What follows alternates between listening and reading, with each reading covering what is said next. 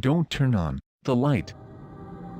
She commandeered the room, in the basement of her dorm, as soon as she realized she would have to pull an all-nighter in order to prepare for tomorrow's final exam. Her roommate, Jenna, liked to get to bed early, so she packed up everything she thought she would need, and went downstairs to study and study some more. It was 2 o'clock when she realized that she'd left one of the textbooks upstairs, on her bed. With a dramatic sigh, she rose and climbed the stairs slowly to her third-floor dorm room. The lights were dim in the long hallway, and the old boards creaked under her weary tread. She reached her room and turned the handle as softly as she could, pushing the door open just enough to slip inside so that the hall lights wouldn't wake her roommate. The room was filled with a strange, metallic smell. She frowned a bit, her arms breaking out into chills.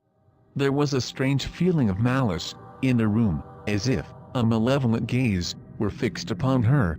It was a mind trick. The all-nighter was catching up with her. She could hear Jenna breathing on the far side of the room, a heavy sound, almost as if she had been running. Jenna must have picked up a cold during the last tense week before finals.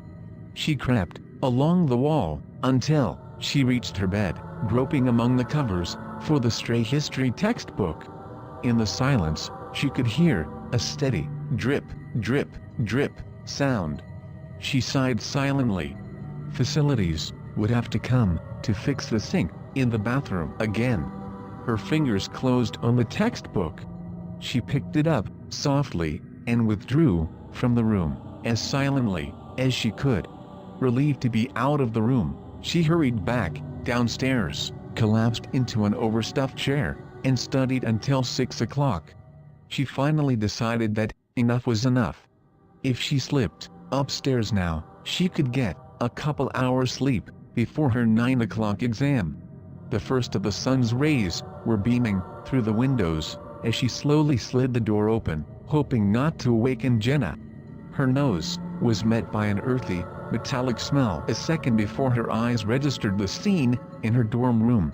Jenna was spread-eagled on top of her bed, against the far wall, her throat cut from ear to ear, and her nightdress stained with blood. 2 drops of blood fell from the saturated blanket with a drip, drip noise that sounded like a leaky faucet.